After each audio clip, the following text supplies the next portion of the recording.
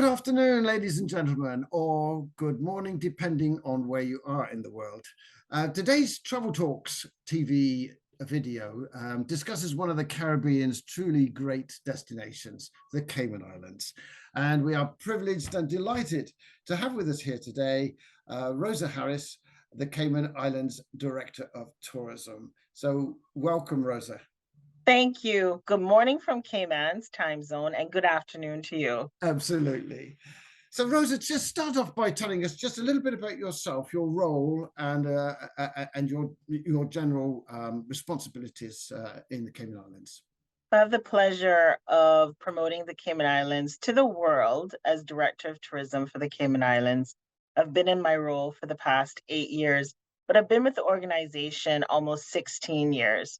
So I've come up through the ranks. I originally started as a marketing manager, and then I became a deputy director on the product development side, where I did a lot with tourism training and development and scholarship management, also managing the product in terms of licensing and inspections of accommodations. And now, in my substantive role for the last 8 years, I've been leading the industry management through many interesting times. So, if you remember Ebola and Zika and chikungunya, and we're coming out of a pandemic now, but there have been many epidemics and health threats that we've been navigating in the most recent years, and it's been an interesting ride, a very successful ride, I would say, Good. because pre-pandemic, the Cayman Islands welcomed the highest number of stayover air arrivals in the destination ever historically recorded. Fantastic. So, Yeah. and the UK in this past year, as well as, performing throughout the pandemic, UK, Europe has been a very steady and committed market for the Cayman Islands. Yeah. So, what's the current state of the tourism in the Cayman Islands? And has it, to what extent has it recovered in 22 from the pandemic? Our UK, Europe markets are actually up 10% for 2022, which is an excellent indicator for a full and restriction-free upcoming winter season going into 2023. BA, we're so excited about an addition of a fifth day, fifth frequency starting in March 2023, meaning there's a lot more access via Nassau. So there is one stop on the leg to the Cayman Islands. Passengers do not debark the plane, only those getting off in Nassau, Bahamas. Uh-huh. So we'll be having 5 days of service next year, Right. which we're very, very grateful for. Oh, that's great. So just a little bit more about 23 then. How do you think that is going to go?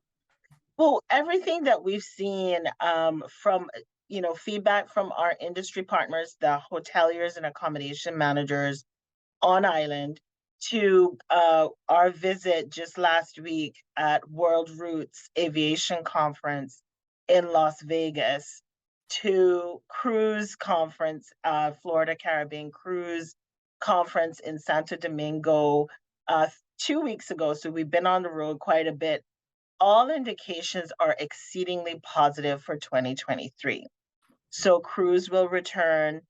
Air air has its challenges. As you know, it's globally, availability of crew and pilots. However, the commitment to Cayman, we have recovered our seat capacity fully based on 2019 capacity. And Wow. it will grow Yeah. with the addition of BA service out of London Heathrow, but also we have some new North American destinations like Los Angeles through our national airline, Cayman Airways. So we are seeing the commitment through frequency and also larger aircraft. So what's happening is, whilst carriers may be not increasing to daily and maybe just like BA doing 5 days a week, they're bringing in larger aircraft. And we're seeing this from the North American side of service.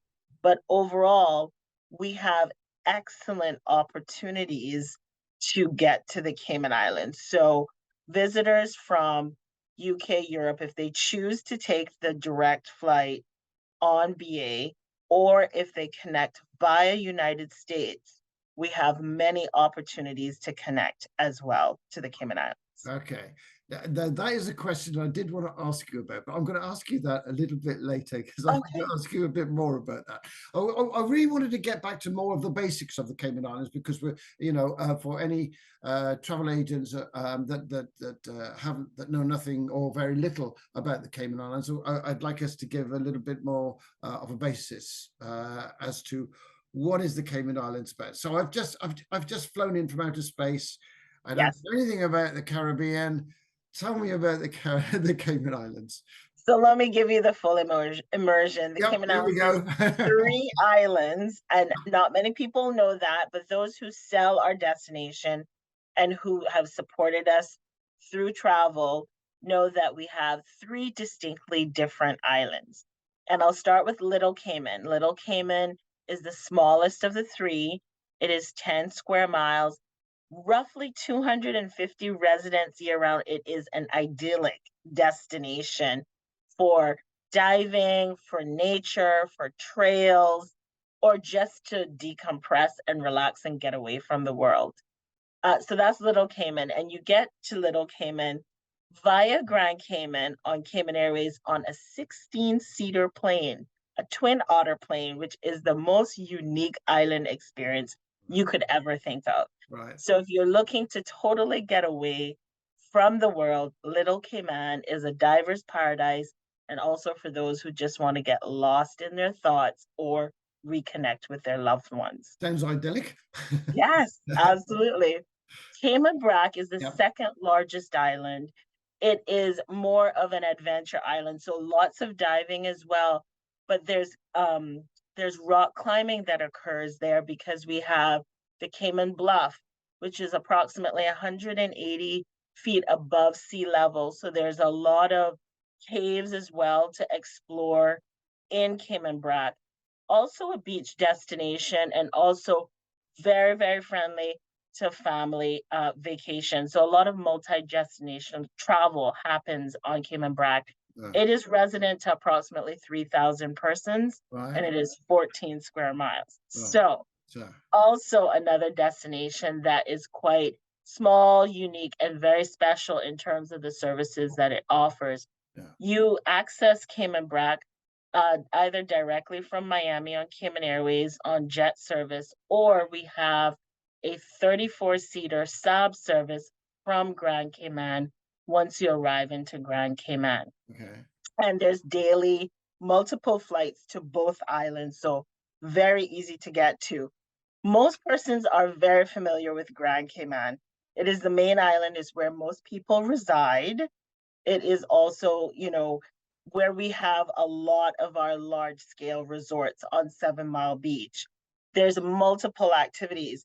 The 2 most popular activities are, you know, swimming and sunbathing on the beach. That's what persons travel for. That's what they yearn for, is to get on 7 Mile Beach.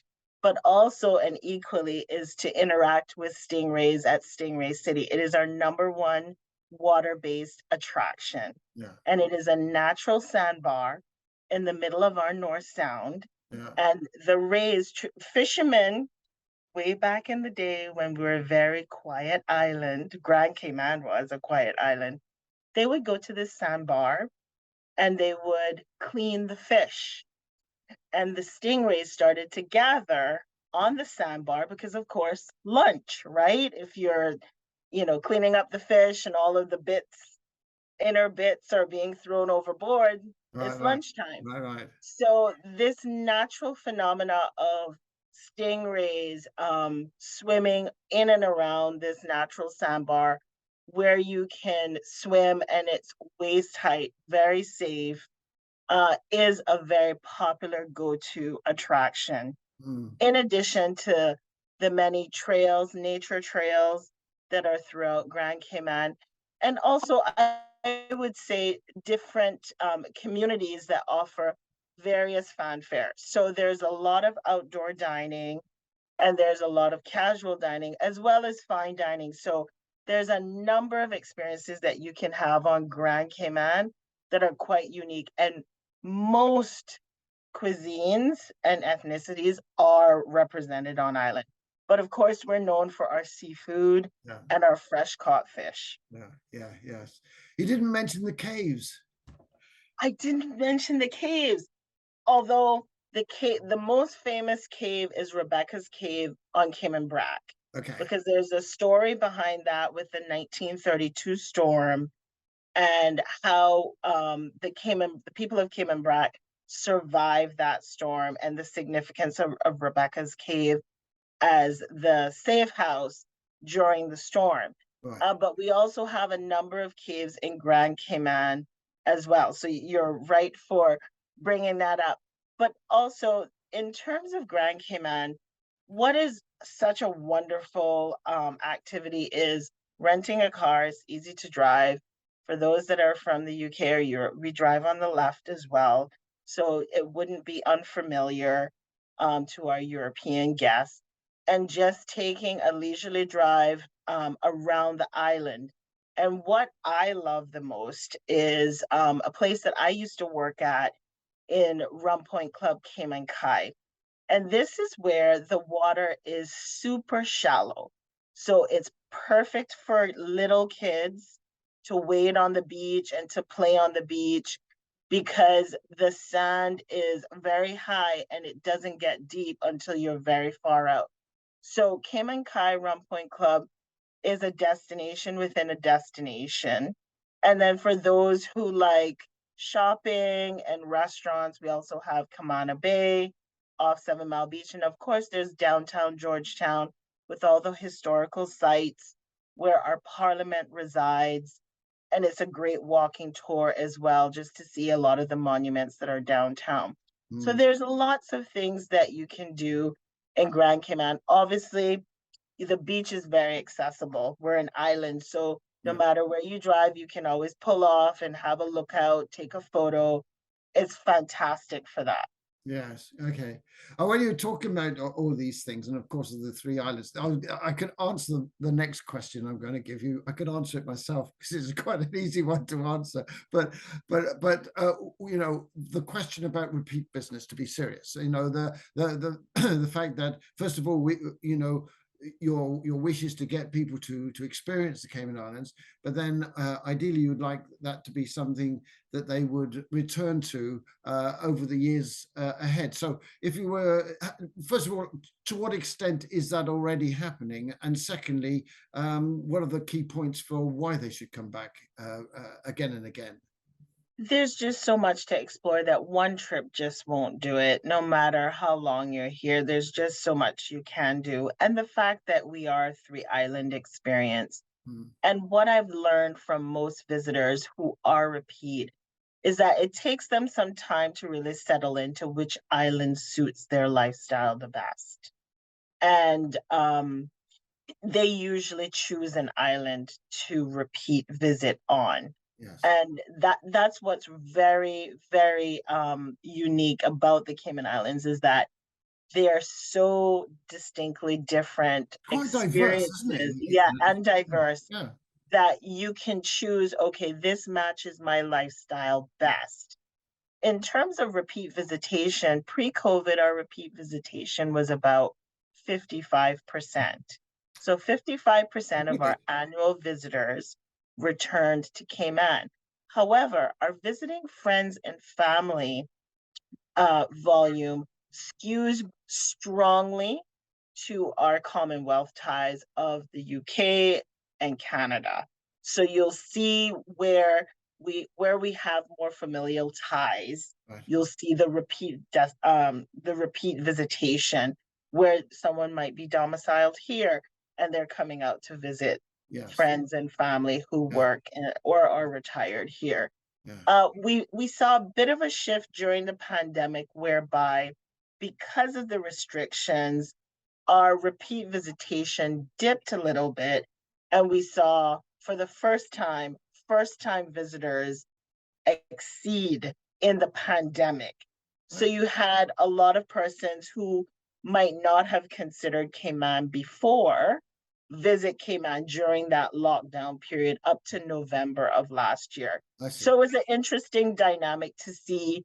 And in reopening now, we're seeing our visitation go back to the levels that it would normally be at. So, Yeah. we gained a few more family members Yes. during the pandemic Yes, through of course. first-time visitors. Yes. And now we're seeing our friends and family return now that restrictions are all gone. Okay. All right. Good. I want to move on to the conference that took place just not that long ago. Yes. How significant was it for you to actually host that event? Tell us a little You bit know, about it.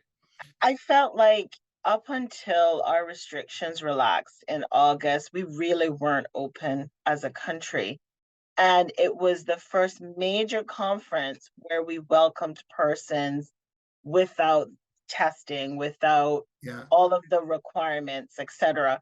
So it was quite special for the government to host this particular event for the regional leaders in tourism. And we also hosted an aviation day following the business meetings of Caribbean Tourism Organization. Mm. During this week, though, what was most significant is the shared challenges that we all have as a region and how collectively, through collaboration, all Caribbean islands could share and use best practice more together. Mm. And, sometimes you feel like you're on the island by yourself, pun intended, that, you have all these challenges and how do you work through it? Yeah. And what you probably should do is pick up the phone and call your colleague and say, hey, are you experiencing the same thing? How are you handling this? What are your thoughts? Yeah. And I believe that meeting truly brought together the meeting of the minds for the Council of Ministers and the directors of tourism to build some themes that we have to work on as a region. We compete with Europe for holidays. So when our core market, and that's the North American market, but also we compete with the Maldives and the Indian Ocean for European travel. When we look at when a family or a couple considers travel, Europe is always a very heavy competitor.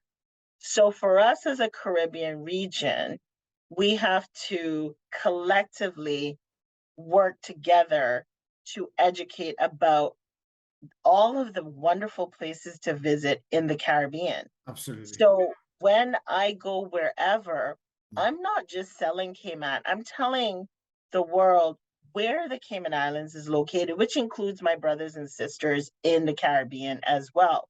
So Great. we're all tourism ambassadors for the Yes. Caribbean.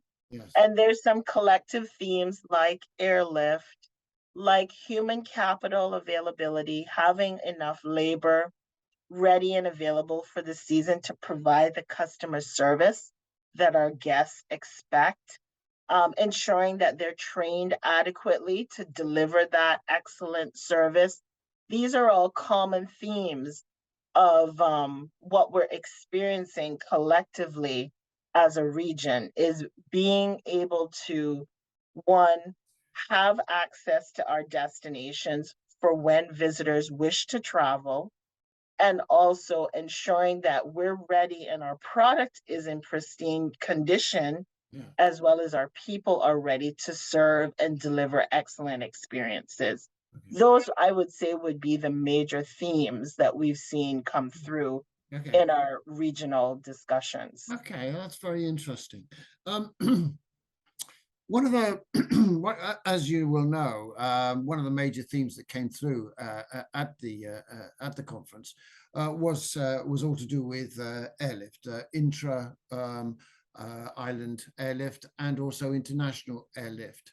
Um, how, I suppose, how do we answer this?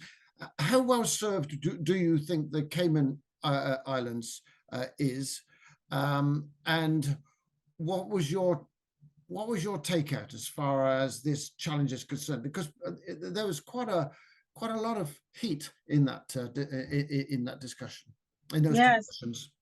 Yeah. yes, great question. I would say a lot of the time when we talk about interconnectivity challenges, Cayman has benefited from excellent air service. I do not experience, or the Cayman Islands does not experience the same challenges to move about and get access to when you elect for travel. What I do see as a challenge is that we need to look at connectivity in regions. So the Northwest Caribbean, when you cluster the Northwest, you have destinations like Bahamas, Turks and Caicos, Jamaica, Cayman. And when you look at us, we all have very good lift. It's when you move further down the chain to the top of the chain in the Eastern Caribbean, moving south to Barbados, that things start to get more difficult. And when I view this challenge, it's more of how do governments work together? Because that is what it will take in order to find a solution.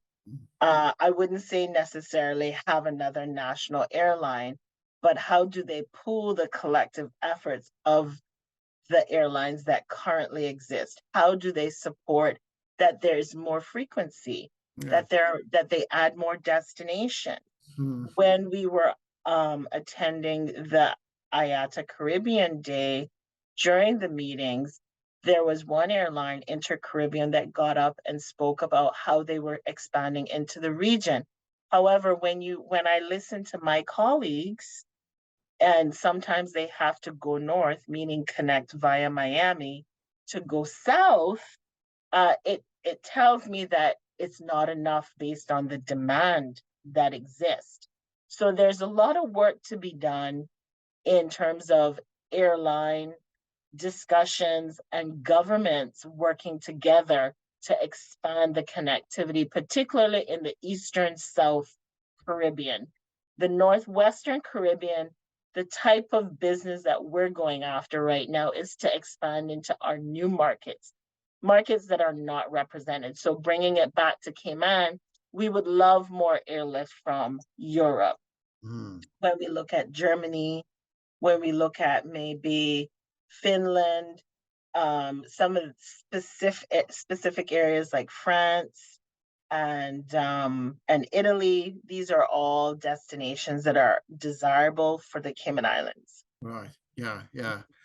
Well, it sounds like another conference all of its own. It is a Exactly. it is a big subject, isn't it? Yeah. So let's leave that one there and let's go back to Grand Cayman. Let's talk about the hotel stock that you've got. My understanding is that it's expanding quite fast.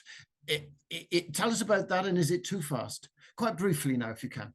So we have a number of projects on the horizon. We have the Hilton Kailani, which will deliver sometime next year, which is approximately 100 rooms. We have Hotel Indigo, which will also deliver approximately 200 rooms on 7 Mile Beach.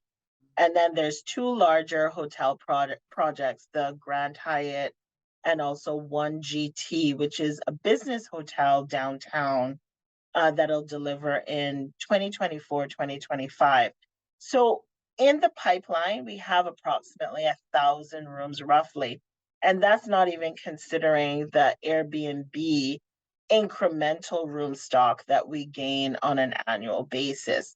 Right now, we have 7,100 hotel rooms and, well, I should say room stock because there's a mixture of hotel, condominium, villa, and guest house, whereby the condo and villa category is more represented at about 60%.